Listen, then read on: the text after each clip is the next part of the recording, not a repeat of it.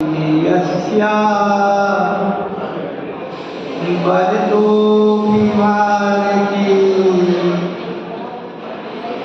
विभूतेऽस्ति कृतो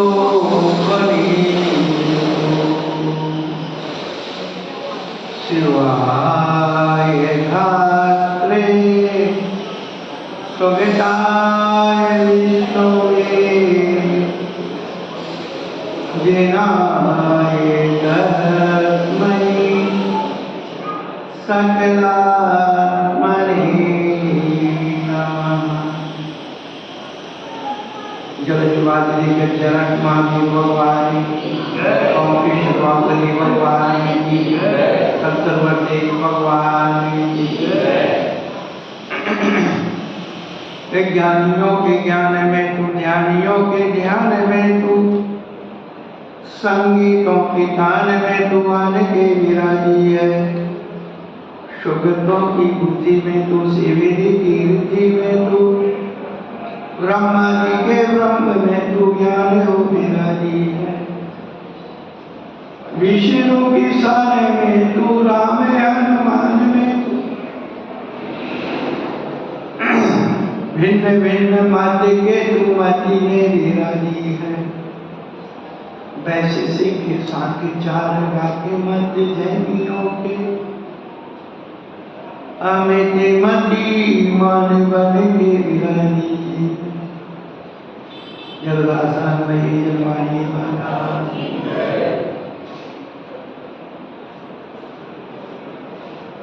कुंदुकाचार्य भगवान की ऋषि सभी के पुष्पाचार्य आचार्य चक्रवर्ती आचार्य सांसर्गति महाराज तत्करी पट्टाधीश आचार्य श्रमणी गुरुपद सिद्धार्थ सागरती महाराज माम शिक्षक ज्ञान सुमणि आचार्य कलसी सुसागरती महाराज इनकम नाम गुरु मुरारी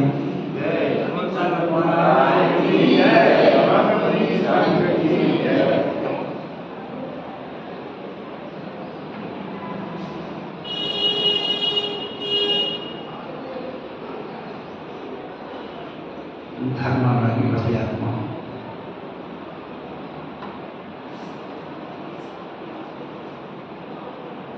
भगवान बनने का विज्ञान हम सब सीख रहे हैं।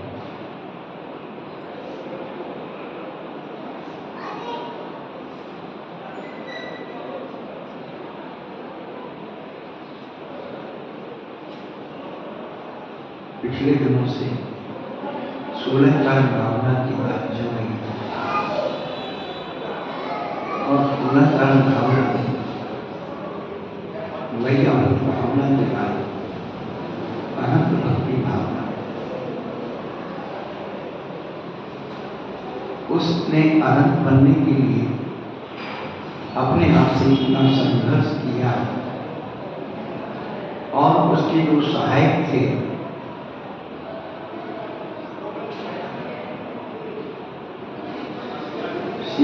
नचार के ड्राइवर अभिषेक ज्ञान करके हमारे उनकी आचार्य के रूप में उपाध्याय के रूप में प्रतिष्ठा।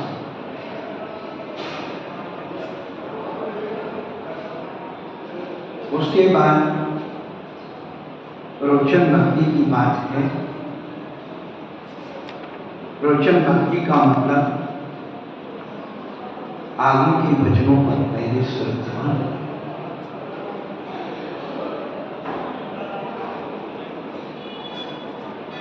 जम सक्कैतम कीरे जम जन सक्कैते सत्य सत्य मानव जीवो पावे अजन्म।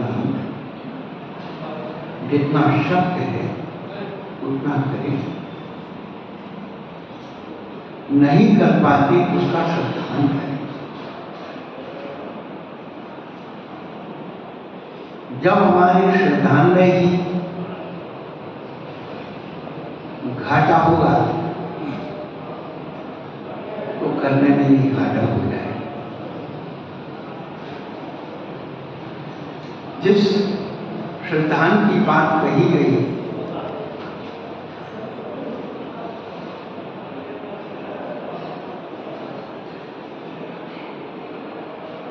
वह श्रद्धा सम्यक दर्शन है, और सम्यक दर्शन 8 अंगों सहित होता है, 8 मद रहित होता है, मूर्ता रहित होता है, अनायतन रहित। पहले अपनी श्रद्धा को इन 8 अंगों पर कस दे, तब कहीं हम जाकर के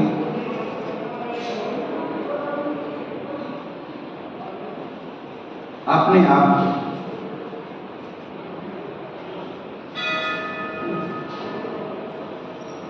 आचरण में पा सकते हैं।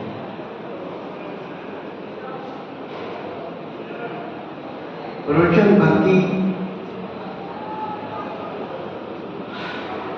आगम के एक एक शब्द पर अपनी आस्था का जागरण करना है।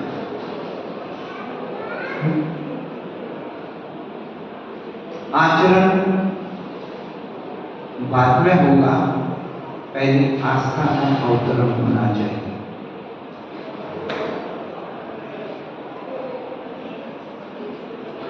आचरण 4 मोह की भक्ति है और आस्था दर्शन मोह की। दोनों के स्वरूप अलग अलग हैं। जब हम अपनी आत्मा को भगवान बनाना चाहते हैं,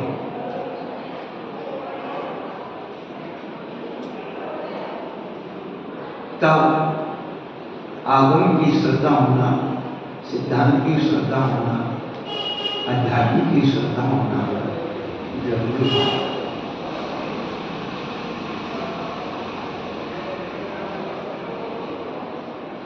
इसी का नाम प्रवचन भक्ति है। आत्महितकारी वचनों को अहोभाव से स्वीकार करना एक प्रवचन भक्ति है। जिनवाणी की विनय करना एक प्रवचन भक्ति है।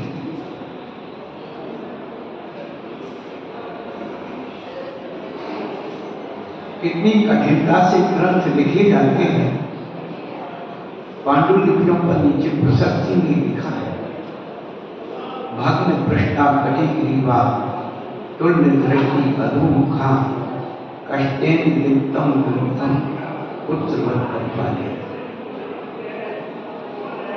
कमर टेढ़ी हो जाती है, भग्न पृष्ठा कटि ग्रीवा, गर्दन भी टेढ़ी हो जाती है। तुल्य दृष्टि, आंखें एक ही जगह पर स्थिर रहती है। जरा सा भी ऊपर नीचे हो जाती है आंखें तो सेंटेंस निकल जाता है लिखने में। नीतिकार कहते हैं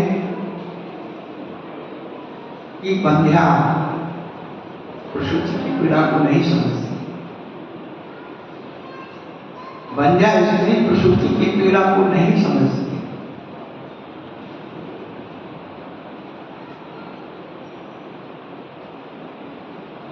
इसलिए वो बंध्या स्त्री प्रसूत स्त्री के पीड़ा को ढोंग समझती है।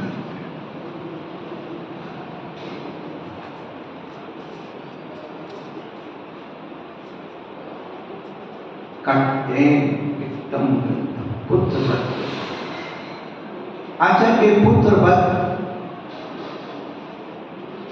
धनवत नहीं था। जिस प्रकार आपके व्यवहारिक जीवन में पुत्र आपकी कुल परंपरा को चलाता है, सुरक्षित रखता है, उसी प्रकार से जिनवाणी मां शास्त्र हमारे आगम सिद्धांत अध्यात्म की अनुभूतियों को सुरक्षित रखते हैं। इसलिए प्रवचन भक्ति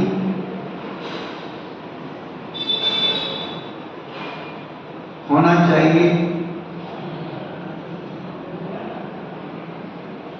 शास्त्रों की सार समाज प्रकाशन, ये सब प्रवचन भक्ति के अंतर्गत आते हैं।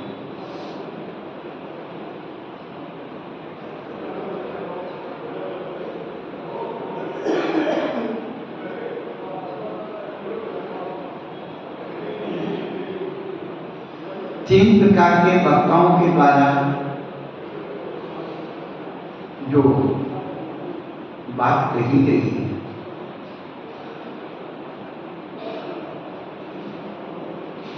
एक मंच पर एक राजनेता आए और उन्होंने जैन धर्म के बारे में कुछ बोला।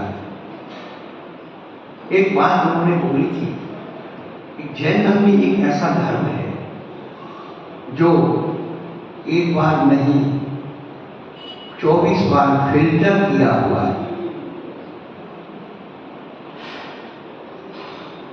जब भी हम लोगों के व्यावहारिक सिद्धांत, आगम, आचरण में विकृतियां, प्रमाद, आलस्य, अहंकार, अधिकार के कारण आ जाती हैं, वह सब तीर्थंकरों की वाणी से पुनः रिफिल्टर होकर के स्वच्छ साफ प्रस्तुत हो जाती है।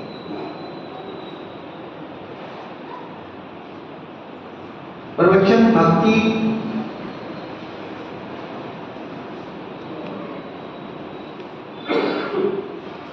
मूल ग्रंथ करता कौन? सर्वदेव। उत्तर ग्रंथ करता गणधर देव।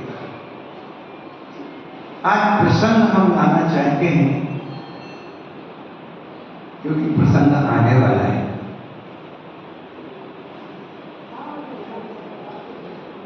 गणधर का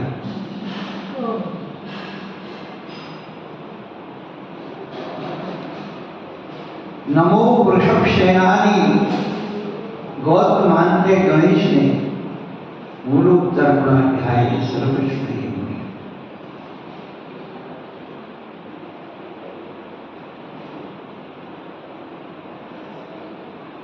गणधर जी को गणेश जी कहा है। अभी गणेश चतुर्थी आने वाली है। गणेश जी का और चतुर्थी से क्या संबंध है?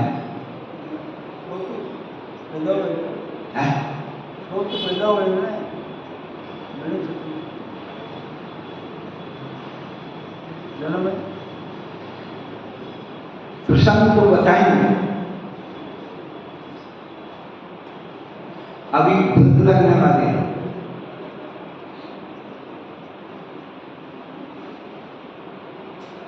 सीधा गणेश धर्म ध्यान की शुरुआत चौथे गुण स्थान से होती है, इसलिए श्री गणेश से शुरुआत। श्री गणेश से चतुर्थी का ये संबंध है।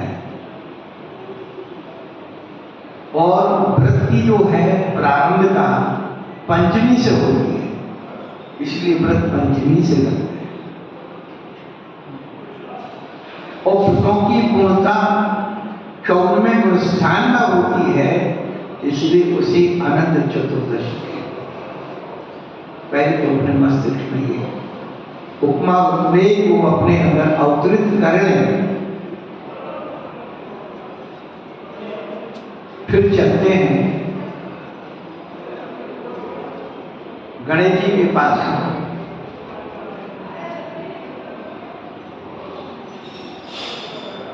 गणेश जी का विग्रह सबने देखा है, अनेक मुद्राओं में देखा है। बचपन में हमें एक कहानी सुनाई गई थी कि देवताओं की सभा में चर्चा हो रही थी।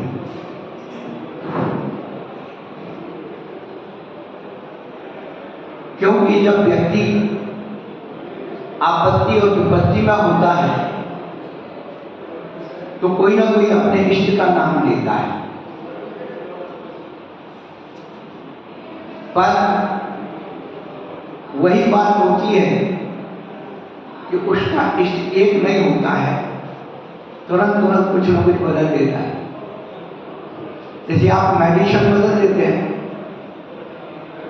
जैसे आप माहौल के अनुसार अपने वक्तव्य बदल देते हैं, आस्था बदल देते हैं। एक व्यक्ति बस्ती में पड़ गया, एक नाव में डूबने लगी, सब लोग अपने भगवान का नाम ले रहे हैं। फिर आपसे जी बताइए, कोई कह रहा था शिवजी बताइए, कोई कहता रहा मैया बताइए, सब अपने अपने इष्ट का नाम ले रहे। लेकिन जो व्यक्ति एक क्षण पहले राम का नाम ले रहा था, वो हनुमान जी को बुला रहे। राम जैसे खड़े हुए तो हनुमान का नाम ले लिया, तो राम ने सोचा तो हनुमान को बुला।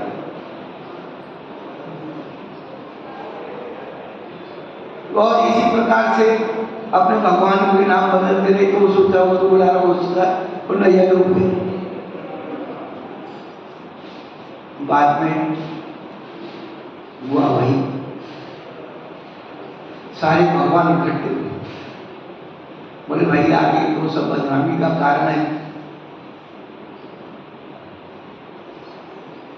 क्या किया जाए। विचार किया गया कि ऐसा एक देवता चुनो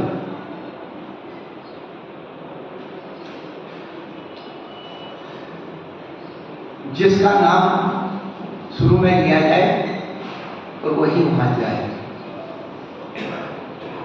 अब देवता तो बहुत सारे, किनको कहते भैया तुम बन जाओ।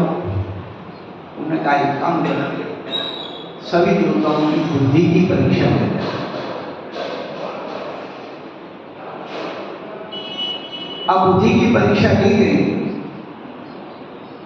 तो क्या प्रोसेस हो, तो उन्होंने कहा कि भाई इस पृथ्वी की तो 3 परिक्रमा लगा करके सबसे पहले शिव जी के पास आ जाएगा, वो सबसे पहला देवता मान लिया जाएगा। और किसी भी कार्य को करने के पहले कोई स्मरण करेगा, आह्वान करेगा और वो करेगा, उसका काम निर्भर होगा। अब सब देवता को जो है दिन निश्चित हो गया, समय निश्चित हो गया, स्थान निश्चित हो गया, सब शिव जी के पास से ही एक प्रतियोगिता शुरू होगी और शिव जी के पास ही आगे समाप्त हो, रेफरी निश्चित हो जाएगी, सब तो होने लगे। अब चूंकि कोई के गणित क्या बोलते गरुड़ के थे, कोई के पक्षी के थे, कोई के हाथी घोड़ा, जो भी जिनके वाहन थे, सब दौड़ रहे थे।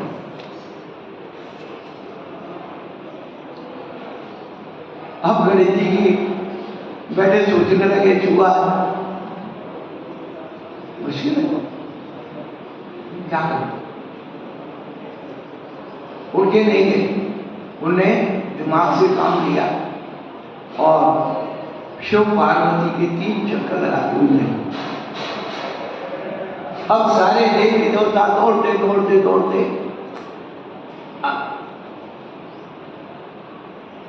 जगह गणेश जी तो पहले ही से, अरे भाई गणेश जी कहीं दिखे ही नहीं, पहले कैसे आए। जब सब इकट्ठे हो गए तो सब गणेश जी को चल गए कि तुम कहीं गए नहीं और तुम पहले कैसे आए। बोले बात ये है कि तुम सब बाहर की दौड़ दौड़ रहे, बहिरात्मा बाहर की दौड़ लगा करके अपनी बात को पूरी कर, और हमने अरे शिव जी जिनके अंदर तीनों लोग विद्यमान है उसकी 3 परिक्रमा लगाई।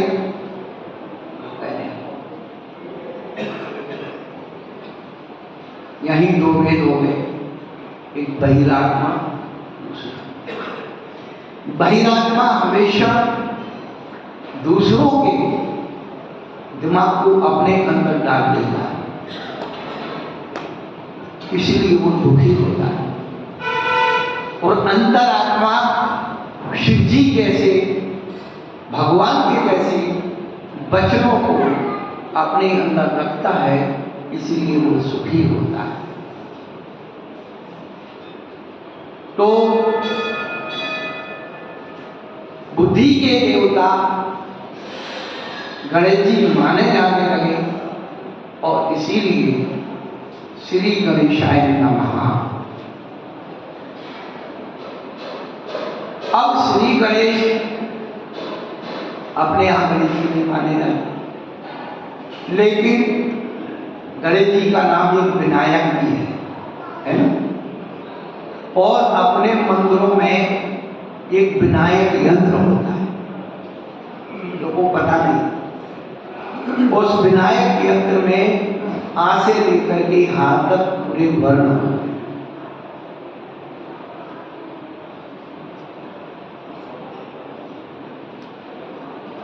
यदि हम अपने गणधर जी की व्याख्या करते हैं तो रिद्धि सिद्धि संपन्न होते, 63 रिद्धियां उनके होती हैं।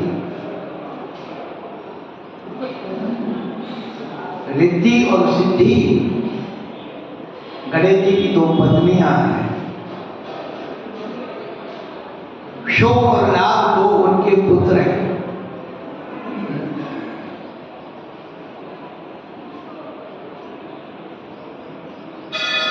हमारे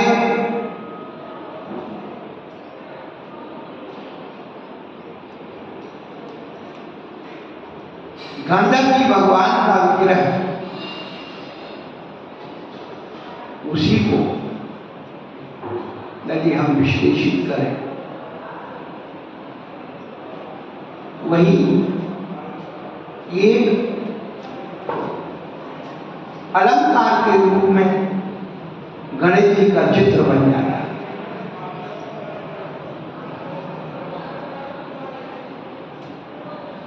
पिछले दिनों में आपको हमने शिव जी की आकृति का चित्रण किया था।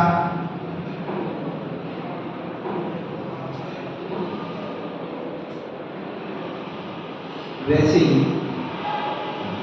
गणधर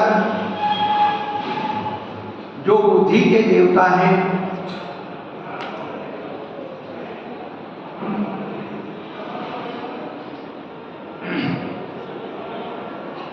और बुद्धि कहाँ होती है? मस्तिष्क में होती है। बुद्धि का निवास स्थान मस्तिष्क।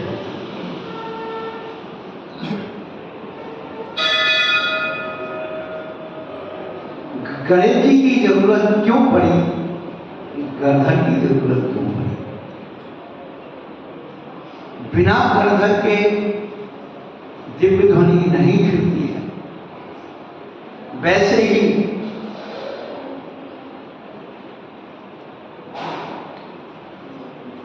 गणेश जी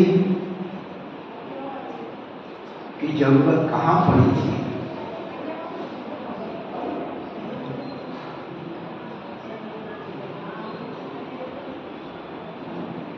वेद व्यास जी जब महाभारत को लिख रहे थे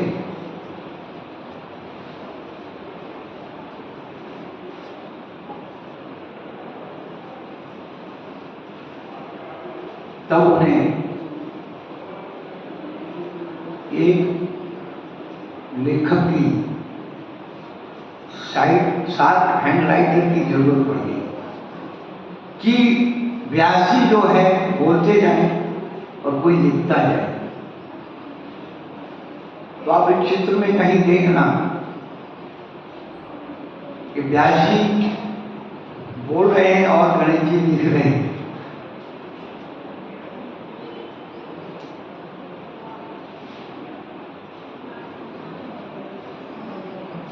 वहां पर क्या बात, क्या संदेश दिया जा रहा? गणेश जी के निकट निकली जो कागजों का बिखराव है या ढेर है या कोई रखी हुई, वो क्या हमको सबको संकेत दे रहा है?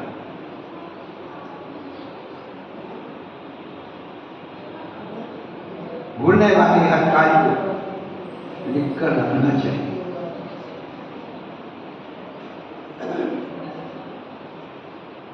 यही बात सरस्वती में कही कि जब मनुष्यों की आयु, बल और बुद्धि सनई सहित क्षीण होने को हुई, तब हमारे आचार्य भगवंतों ने इन ग्रंथों को लिखना शुरू किया।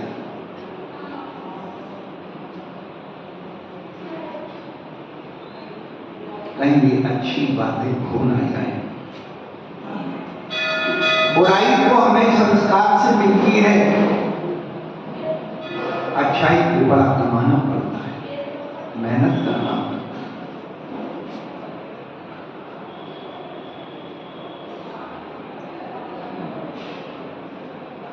लेकिन आज का मनुष्य अपने मस्तिष्क में बुराइयों को लेकर के रखता है, अच्छाइयों को निगलेक्ट करता है।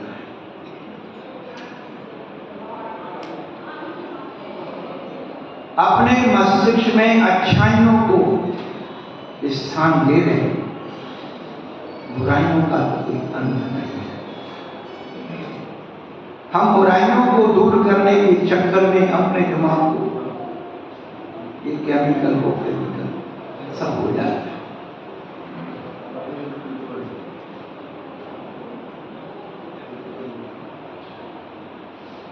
इसलिए गणेश जी का जो सिर है वो हाथी का जैसा है।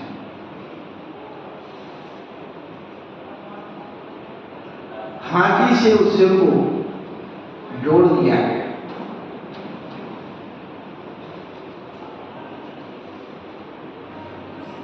जैसे हाथी अपने सिर से जरूरत पड़ने पर क्या करता है? आप लोगों ने पुराने किले देखे होंगे और किले के दरवाजों पर बड़े बड़े कीले लगे रहते हैं। क्यों लगे रहते हैं? युद्ध जीतने के लिए सामान्य शराब के बाद किले का दरवाजा नहीं तोड़ा जा सकता। तो हाथी के मस्तिष्क पर लोहे कवच बांध करके और उसे प्रेरणा देने के वो ताक लगा देना वो टूट जाए।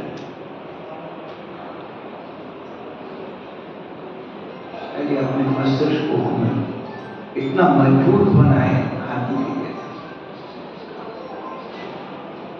यदि हम अपने दिमाग से पहाड़ तोड़ेंगे, बुद्धि से दिमाग तोड़ेंगे तो पहाड़ टूट सकता है, और माथे से पहाड़ तोड़ने जाएंगे तो माथा ही टूटेगा, पहाड़ टूटने वाला नहीं। पहाड़ को तोड़ने के लिए बुद्धि चाहिए, ये माथा नहीं, बुद्धि चाहिए।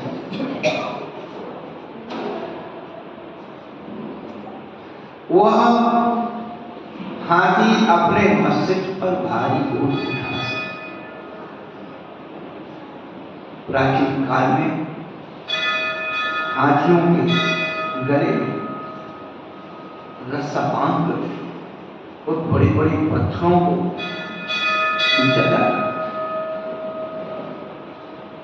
ये बड़े बड़े जो किले बने हुए हैं ऐसे थोड़ी बन गए। कहने का तात्पर्य है कि कठिन काम को करने के लिए हाथी जैसी बुद्धि चाहिए, सिर चाहिए, बुद्धि चाहिए। हम तुच्छ बुद्धि से बड़े काम करना चाहेंगे तो ध्यान रखना, पागल के अलावा कुछ नहीं हो सकता। पहले अपनी बुद्धि को, विचारों को इतना उच्च शिखर पर पहुंचा, हाथी के जैसे बड़ा दिमाग,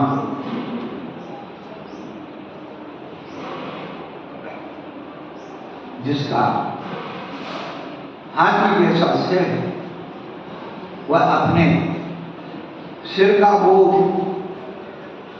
किसी दूसरे के ऊपर नहीं रखता है। भले ही सबका सहयोग देता है, लेकिन दूसरों को जिम्मेदारी सौंप कर, और यदि वह स्वयं निश्चिंत हो जाता है तो सुनिश्चित है कि कार्य में विघ्न बाधाएं जरूर आती हैं और कार्य सफलता को प्राप्त नहीं होता है। अध्यक्ष होने का मतलब यही होता है जिम्मेदारी।